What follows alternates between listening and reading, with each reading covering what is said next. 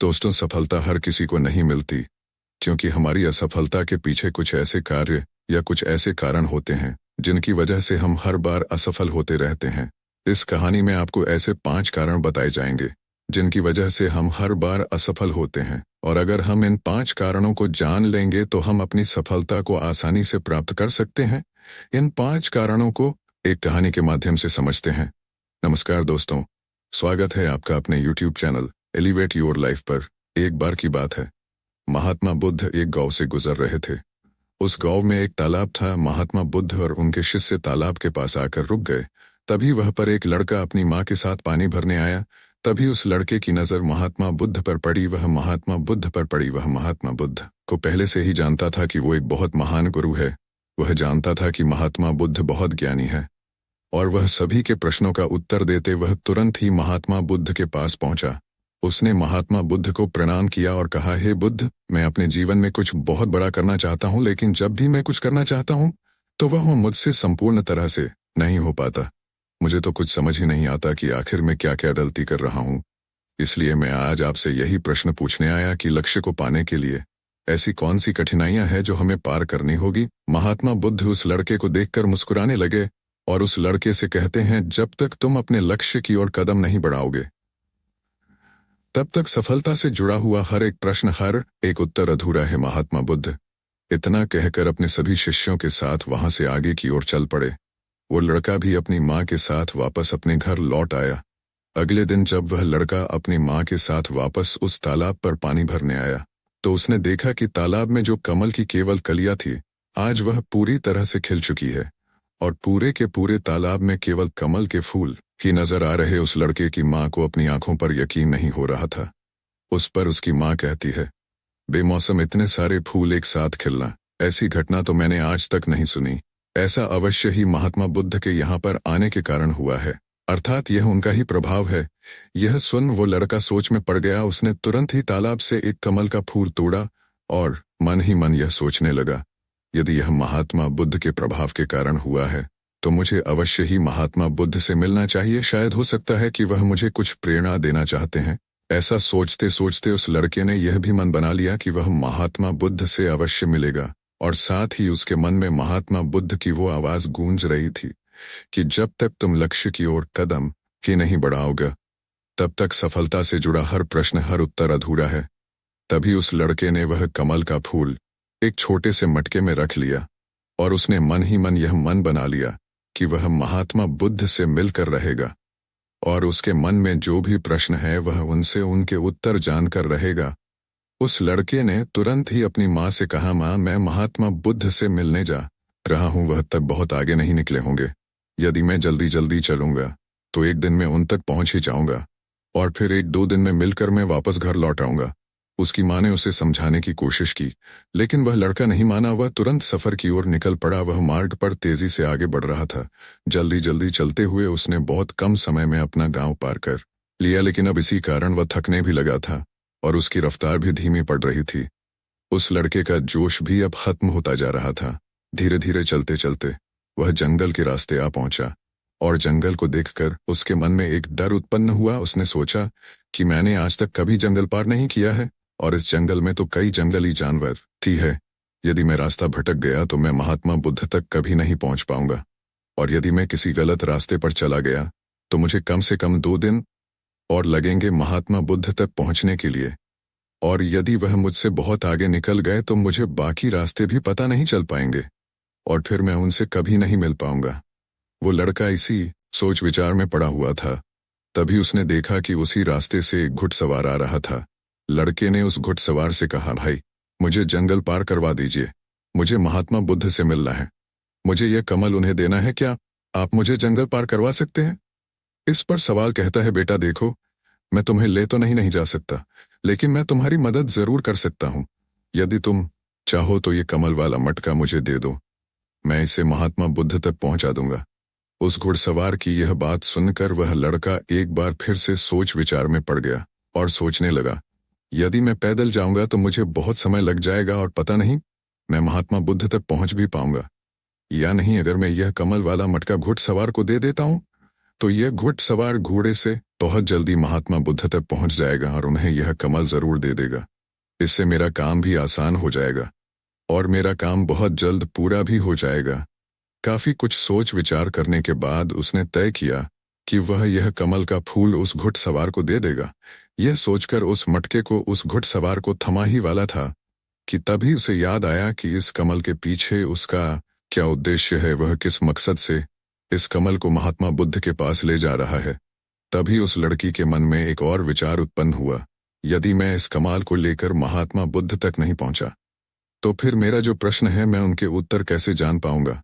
और हो सकता है कि मुझे मेरे जीवन में बस यह एक ही मौका मिला है जिसमें मैं महात्मा बुद्ध से मिल सकता हूं और अपने सभी प्रश्नों के उत्तर पा सकता हूं। हो सकता है कि दोबारा मुझे यह अवसर ना मिले, इसलिए मैं यह मटका नहीं दूंगा, मैं इसे स्वयं ही महात्मा बुद्ध तक पहुंच जाऊंगा। काफी कुछ सोच विचार करने के बाद उसने घुड़सवार से कहा, देखिए यह मटका तो मैं खुद ही उन्हें तक ले जाना चाहता हूं, क्योंकि मेरा उनसे मिलना बहुत जरूरी है। मेरे मन में कई प्रश्न है जो मैं उनसे जानना चाहता हूं, इसीलिए यह फूल मैं ही उन्हें दूंगा। इसलिए कृपया करके मुझे जंगल से बाहर निकलने का रास्ता बता दीजिए, मैं स्वयं ही चला जाऊंगा। इस पर उस घुड़सवार ने उस लड़के को जंगल से बाहर जाने का रास्ता बता दिया और उस मार्ग पर आगे की ओर बढ़ चला। वह जल्दी जल्दी मार्ग में आगे बढ़ रहा था और देखते ही देखते शाम का वक्त भी होने आया था। तभी उस लड़के के मन में एक और विचार आया और वह यह सोचने लगा, यदि शाम के वक्त मैं इस जंगल में भटक गया तो मेरा क्या होगा, मैं महात्मा बुद्ध तक कैसे पहुंच पाऊंगा, और अगर मैं उनसे नहीं मिल पाया तो मेरी यात्रा बेकार हो जाएगी। इससे तो अच्छा होता कि मैं उस घुड़सवार को ही यह मटका दे देता, वह उसे महात्मा बुद्ध तक अवश्य पहुंचा देता। मुझे तो घर लौट जाना चाहिए था, यही मेरे लिए बेहतर होता। इस प्रकार उस लड़के के मन में तरह तरह के विचार उत्पन्न हो रहे थे। ऐसा होगा तो क्या होगा, वैसा हो जाएगा तो क्या होगा, यदि मैं भटक गया तो क्या होगा। तभी उस लड़के ने उस कमल की ओर देखा। उस कमल से ही उसे महात्मा बुद्ध की याद आई। महात्मा बुद्ध के चेहरे पर वह असीम शांति थी। उसे महात्मा बुद्ध की वो मुस्कान याद आई। तभी उसके मन में एक और विचार उत्पन्न हुआ, जिनके आने से हमारे तालाब में इस प्रकार अनेक को फूल खिल गए, जिसके साथ होने से हमारे मन को प्रेरणा मिलती है, जिनके चेहरे पर वह असीम शांति है, जिनसे मिलकर मेरा मन शांत हो जाता है। यदि मैं उनसे मिल पाऊं तो मुझे कितना कुछ सीखने को मिलेगा। ऐसा सोचते ही उसके मन में एक बार फिर से महात्मा बुद्ध से मिलने की प्रेरणा जाग उठी और वह निश्चिंत होकर अपने मार्ग में आगे की ओर बढ़ता चला जा रहा था। काफी दूर आगे चलने के बाद जंगल खत्म होने लगा। तब उसने महसूस किया कि जब वह अपनी इस यात्रा का उद्देश्य याद करता है, जब यह याद करता है कि वह महात्मा बुद्ध से क्यों मिलना चाहता है, तब तक उसके राह की मुश्किलें कम होने लगती हैं। और यही वास्तविकता है, यही हम सभी के साथ होता है। फिर चाहे वह कोई छात्र हो या फिर व्यापारी, जब इंसान खुद पर शक करता है, खुद पर संदेह करता है, तब तक वह रुकावटें बड़ा रूप ले लेती हैं।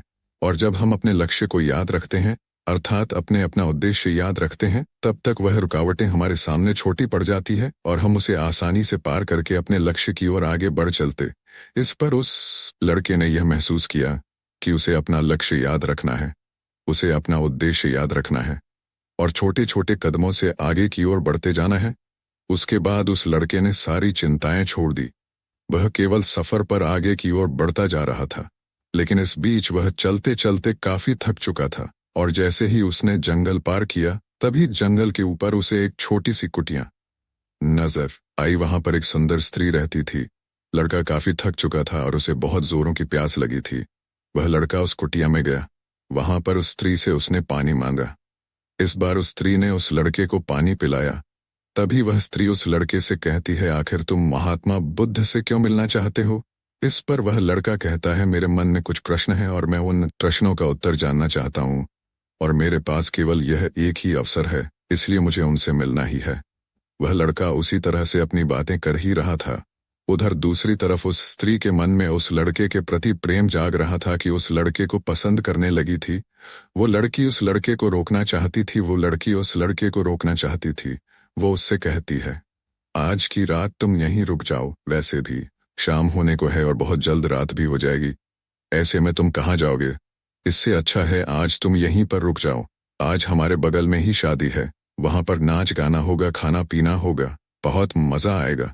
इसीलिए आज रात तुम यहीं पर रुक जाओ। उस स्त्री के मुख से यह सुनकर वह लड़का यह समझ चुका था कि यह स्त्री मुझे पसंद करती है और वह बहुत सुंदर भी है। उसकी सुंदरता को निहारते हुए वह लड़का मन ही मन यह सोच रहा था कि यदि मैं इस तरह से दोस्ती कर लूं तो मेरा जीवन तो समझ जाएगा, मुझे जीवन का मजा आ जाएगा, और वैसे भी आज रात तक तो मैं महात्मा बुद्ध से मिल भी नहीं पाऊंगा, तो क्यों ना मैं यहीं पर रुक जाऊं।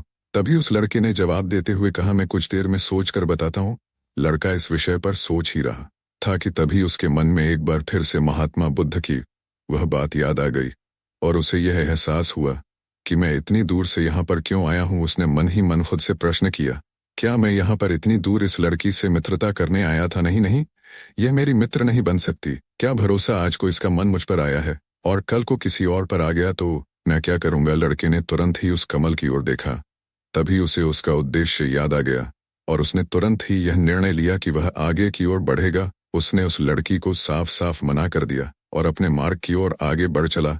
जब वह आगे की ओर जा रहा था तभी उसे अपने इस निर्णय पर अफसोस हो रहा था। उसे ऐसा लग रहा था यदि उसे महात्मा बुद्ध न मिले तो उसके हाथ से यह स्त्री भी चली जाएगी।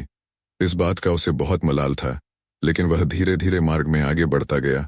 कुछ दूर आगे जाने के बाद जब उसका मन शांत हुआ तब उसे इस बात का एहसास हुआ कि यदि वह उस स्त्री के पास रुक जाता तो वह अपने उद्देश्य में कभी सफल नहीं हो पाता और उसकी यह यात्रा बेकार हो जाती, उसकी इतनी मेहनत हो जाती। और तब उसे एक और चीज का एहसास हुआ कि जो भी व्यक्ति या फिर वस्तु हमें अपने उद्देश्य से भटकाने का प्रयास करें, हमें उससे तुरंत ही दूर हो जाना चाहिए। हमें अपना उद्देश्य याद रखना चाहिए कि हमने यह सफर क्यों शुरू किया था और हम अपनी मंजिल पर क्यों पहुंचना चाहते हैं। वह लड़का यह सब सोच विचार कर आगे की ओर बढ़ता जा रहा था। रात्रि का वक्त होने वाला था और वह लड़का तेजी से अपने मार्ग में आगे की ओर बढ़ता जा रहा था। तभी उसे मार्ग में एक बुजुर्ग व्यक्ति मिले। उसने उस बुजुर्ग व्यक्ति से पूछा, बाबा मैं महात्मा बुद्ध से मिलना चाहता हूँ और पिछले गांव में मुझे किसी ने बताया कि वह इसी मार्ग से आगे की ओर बढ़े थे। क्या आप मुझे बता सकते हैं वह किस तरफ गए हैं? इस पर वह बुजुर्ग व्यक्ति उस लड़के से कहते हैं, बेटा तुमसे कोई गलती हो गई है, तुम्हें कोई गलत फहमी हुई है। यहाँ से कोई भी आराश मुनि नहीं गए हैं। हो सकता है कि रास्ते में कोई और मोड़ हो जिस पर तुम्हारा ध्यान न गया हो, वह आर्षि मुनि उसी रास्ते से गए होंगे। यह सुन वो लड़का घबरा गया। अभी कुछ ही घंटों पहले तो मैंने उस बस्ती को पार किया था। यदि मैं वापस गया तो मैं बहुत पीछे हो जाऊंगा और अब तो अंधेरा भी होने को है। मेरे पास ना तो कोई रहने का कोई साधन है और ना ही खाने पीने का। मेरी तो पूरी यात्रा बेकार हो गई। मुझे तो लग रहा था कि मैं महात्मा बुद्ध से अवश्य मिल लूंगा, लेकिन अब लगता है कि यह मुमकिन नहीं है। मैं उनसे नहीं मिल पाऊंगा। इस प्रकार के कई विचार और उस लड़के के मन में उमड़ने लगे। वह लड़का खुद पर संदेह करने लगा। जैसे ही उसके मन में इस प्रकार के विचार उत्पन्न हुए मानो उसके पैरों में किसी ने बेड़ियां डाल दी हो। वह बार बार केवल एक ही बात सोच रहा था कि आखिर वह मुझे क्यों नहीं दिखाई दिया। मैं बार बार एक ही गलती क्यों करता हूँ, मुझसे इतनी बड़ी गलती कैसे हो गई। यह सोचकर वह लड़का सर पकड़कर वहीं पर बैठ गया। कुछ देर तक तो उसे कुछ भी समझ नहीं आ रहा था। तभी उसे उसकी माँ की बात याद आई। उसकी माँ ने उस लड़के से कहा था, बेटा हर गलती में सीख छुपी होती है जो हमारे जीवन को और भी बेहतर बनाती है। यह बात उसे याद आते ही उसका मन शांत होने लगा और देखते ही देखते उसका मन पूरी तरह से शांत हो चुका था। और वह लड़का बार बार अपने मन में अब एक ही बात दोहरा रहा था कि हर गलती में सीख छुपी हुई होती है और हमें वह और बेहतर बनाने आती है। उसने अपनी गलती को स्वीकार किया और वो कहने न लगा, हाँ मुझसे गलती हुई है। मैं जल्दीबाजी में बिना सोचे समझे बस मार्ग में आगे की ओर बढ़ता जा रहा था। जैसे जैसे लोगों ने कहा मैं उसी तरह से आगे की ओर बढ़ता चला गया। उसकी गलती स्वीकारते ही उसका मन पूरी तरह से शांत हो गया। उसकी निराशा अब आशा में बदल चुकी थी। वह एक पेड़ के नीचे बैठा हुआ था। तभी उसने देखा कि कुछ जानवर नदी से पानी पी रहे थे। यह सब देखकर उस लड़के को याद आया कि जब वह पहली बार महात्मा बुद्ध से मिला था तब पानी के पास ही मिला था और महात्मा बुद्ध के साथ उनके कई शिष्य भी हैं, तो उन्हें पानी की तो आवश्यकता जरूर पड़ेगी। इस बात पर उस लड़के को तुरंत यह समझ में आ गया कि महात्मा बुद्ध भी उसी रास्ते से भ्रमण कर रहे होंगे जिस रास्ते पर पानी होगा। तभी उसने सोच विचार कर यह तय किया कि वापस जाने से अच्छा है क्यों ना मैं नदी के किनारे किनारे आगे की ओर बढ़ता रहा।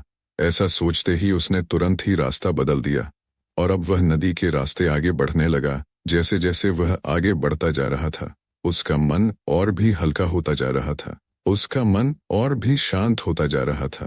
तब उसने अनुभव किया कि जब मन बहुत शांत होता है तो हमारा मन बहुत हल्का हो जाता है और जल्दबाजी नहीं करता और ना ही किसी में या खुद में कोई कमी निकालता है। हमारी बुद्धि पहले से बेहतर काम करने लग जाती है। तब उस लड़के ने इस बात का भी अनुभव किया कि खुद से शिकायत करना एक बहुत बड़ी कमी है जो हमें दुख की ओर ले जाती है। चलते चलते लड़के के मन में विचार आया, यदि मैं अपने गांव में ही रुक जाता तो यह सारे अनुभव में कभी नहीं प्राप्त कर पाता। ऐसा सोचते सोचते वह मार्ग में आगे की ओर बढ़ रहा था।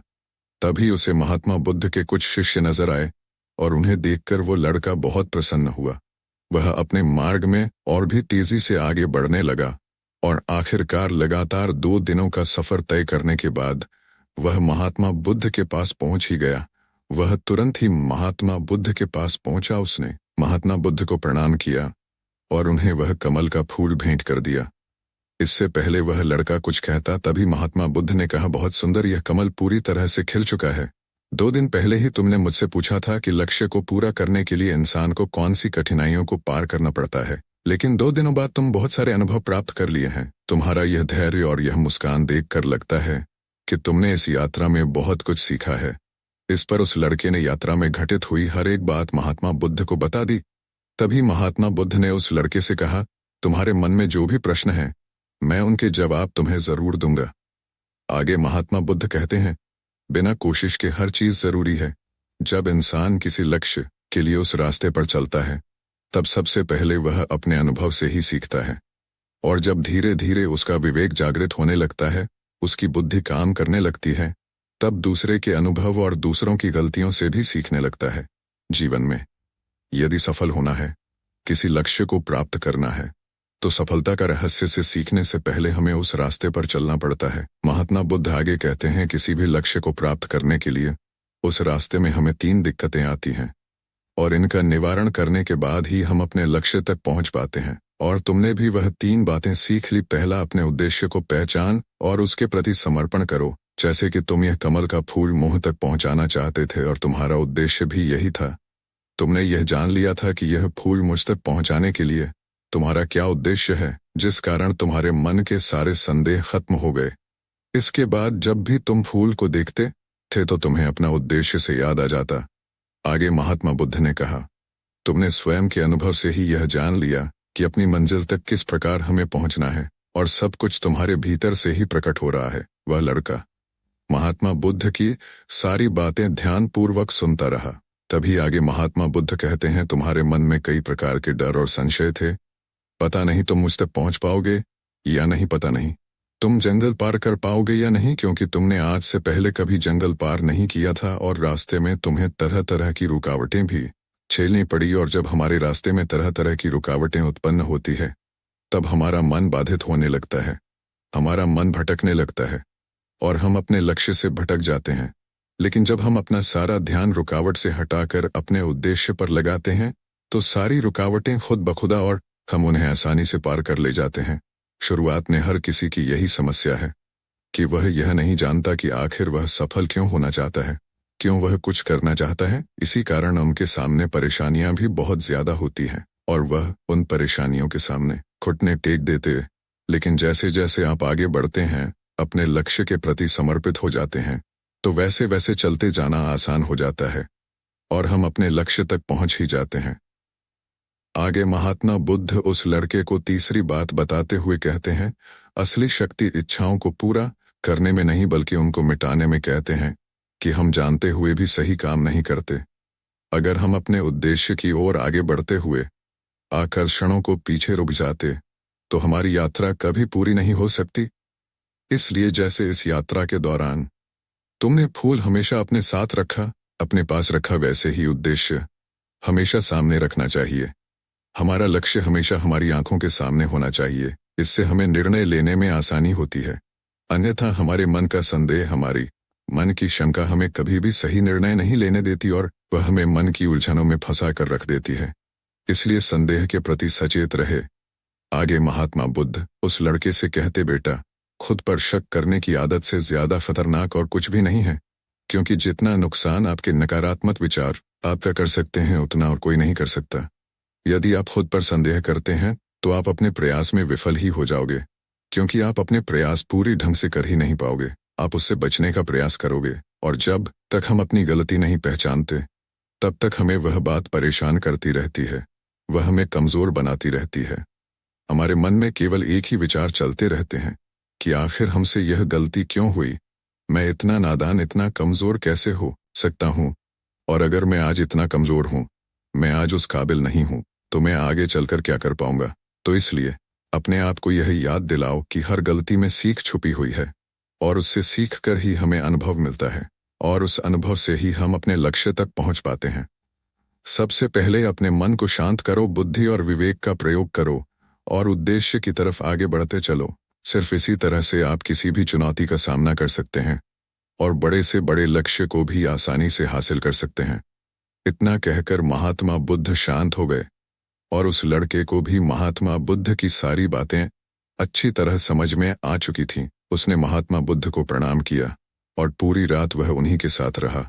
अगली सुबह वह अपने घर की ओर लौट आए। दोस्तों, आपने आज की इस कहानी से क्या सीखा? अपने सुझाव हमें कमेंट बॉक्स में ज़रूर दीजिए, और मुझे उम्मीद है आज की वीडियो आपको ज़रूर पसंद आई होगी। और आपसे रिक्वेस्ट है कि हमारे चैनल एलिवेट योर लाइफ को सब्सक्राइब कर लीजिए। मिलते हैं ऐसी ही एक और नई वीडियो में। धन्यवाद। नमो बुद्धाय।